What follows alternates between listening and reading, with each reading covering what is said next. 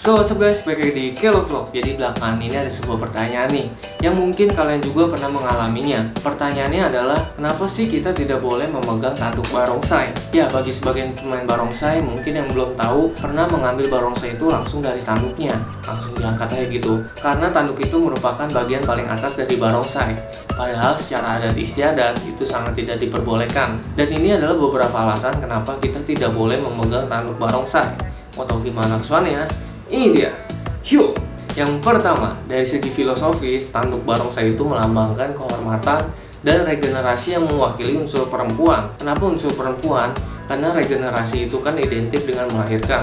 Dan yang melahirkan adalah perempuan. Lalu unsur laki-lakinya ada di mana? Unsur laki-lakinya itu ada di bagian jenggot dari barongsai itu, yang melambangkan kekuatan dan kepemimpinan. Tanduk barongsai itu juga berfungsi untuk menangkal hal-hal yang negatif, jadi tidak boleh dipegang sembarangan ya. Yang kedua, dari segi etikanya nih, ketika kita mengambil barongsai itu langsung dari tanduknya, diangkat aja gitu, itu terkesan tidak sopan dan tidak menghormati barongsai itu sendiri. Padahal kita sebagai pemain barongsai, kita harus lebih dulu menghormati barongsai itu sendiri.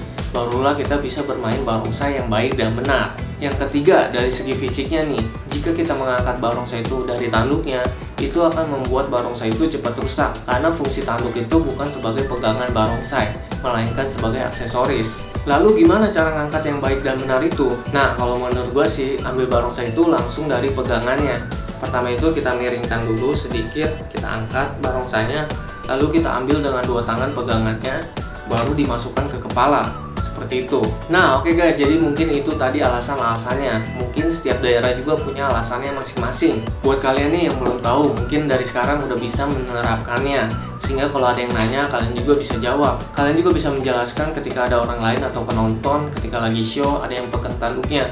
Kalian juga bisa menghimbau untuk tidak memegang tanduknya. Sebenarnya ini tidak diwajibkan. Di pertandingan pun, jika ada pemain yang mengangkat dari tanduknya, itu tidak ada pemotongan nilai secara khusus.